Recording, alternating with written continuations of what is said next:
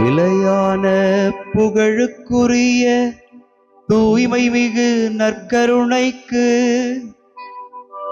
எல்லா காலமும் ஆராதனையும் புகழும் ஆட்சியும் உண்டாக கடவது.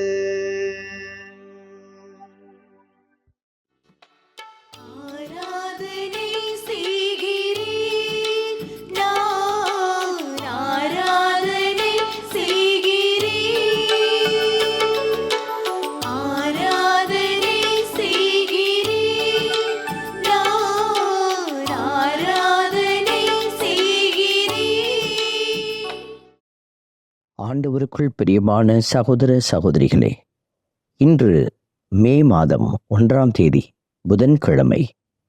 மாதத்தினுடைய புதிய ஆசிரை கண்டுகொள்ள இறைவன் இன்று நமக்கு உதவி செய்திருக்கிறார். ஆண்டவருக்கு நன்றி செலுத்துவோம். ஆண்டவர் தாமே இன்று சிறப்பான ஒரு நாளாக தொழிலாளராய் கடவுள் முன் மிகச்சிறப்பான பணிபுரிந்த புனித யோசேப்பை நினைவுகூரவும், அவரைப் போல உழைத்து முன்னேற வேண்டும் என்று நினைக்கிற ஒவ்வொருவருக்காக ஜெபிக்கவும் இந்த நாளில் நாம் அழைக்கப்படுகிறோம். ஆண்டவருடைய வார்த்தை திருப்பாடல் 122 நமக்கு அருளப்பட்டிருப்பது, அகமகிழ்ந்து ஆண்டவரது இல்லத்திற்கு போவோம். கடவுளுடைய இல்லத்திற்கு எல்லோராலும் மகிழ்ந்து செல்ல முடியாது. மாறாக கடவுள் கொடுத்திருக்கிற நெறியை நிறைவாய் செயல்படுத்துகிற பிள்ளைகள் கடவுளுடைய இல்லத்தில் அகமகிழ்ந்து அவர்கள் நிறைந்திருப்பார்கள். இந்த ஆசீர்வாதம் நமக்கும் கிடைக்க இந்த நாளில் மன்றாடி ஜெபிக்கிறோம்.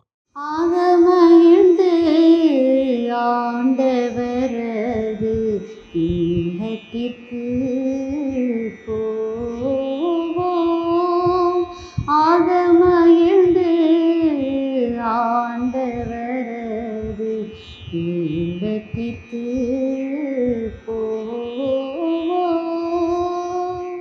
ஆண்டவருடைய வார்த்தை சொல்லுகிறது, ஆண்டவரது இல்லத்திற்கு போவோம் என்ற அழைப்பை நான் கேட்டபோது அகமகிழ்ந்தேன்.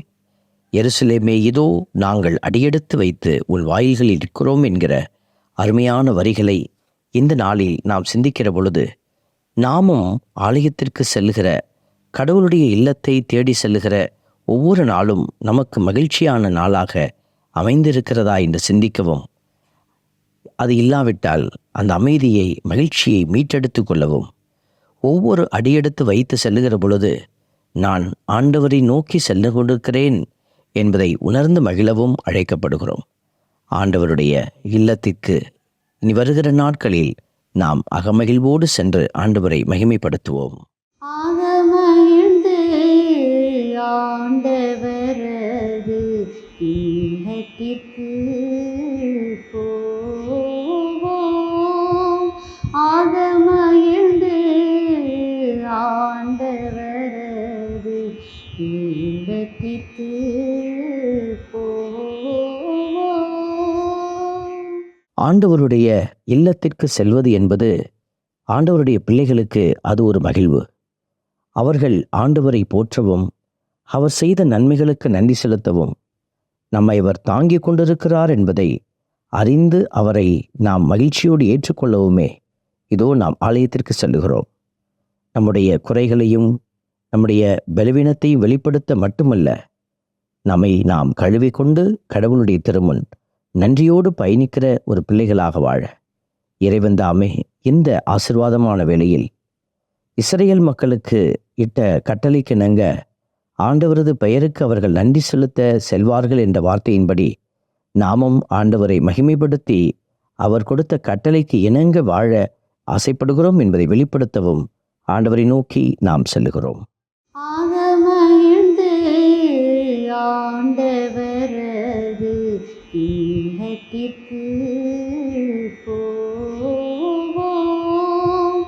அகமகிழ்ந்து ஆண்டவரது இல்லத்திற்கு போவோம்.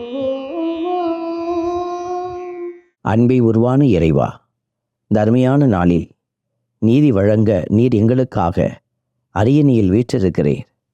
இதோ உம்முடைய இரக்கத்தின் இருக்கை இந்த ஆலயத்தில் நற்கருணை பெட்டியாயிருந்து எங்களுக்கு நற்கருணையினுடைய பிரசன்னத்தின் வழியாக ஆண்டவரே, நீர் எங்கள் மீது இரக்கமாய் செயலாற்றுகிறீர்.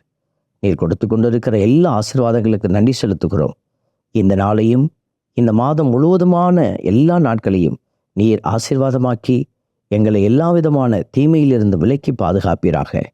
உம்முடைய தெய்வீக இரக்கமும் ஆசீரும் எங்களை தாங்கி நிற்க எங்களை உம்முடைய கரத்தில் ஒப்பு கொடுத்து செபிக்கிறோம். செபம் கேளும் எங்கள் நல்ல பிதாவே, ஆமென். எல்லாம் வல்ல இறைவன் தந்தை, மகன், தூய ஆவியார் உங்களையும் உங்கள் குடும்பத்தையும் நிறைவாய் ஆசீர்வதிப்பாராக. ஆமென்.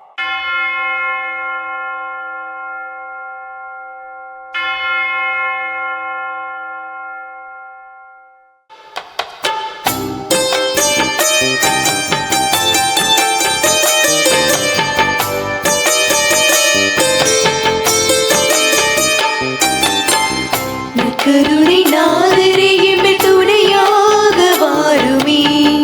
நற்கருணை நாதரே எம்மில் துணையாக வாருமே. நற்கருணை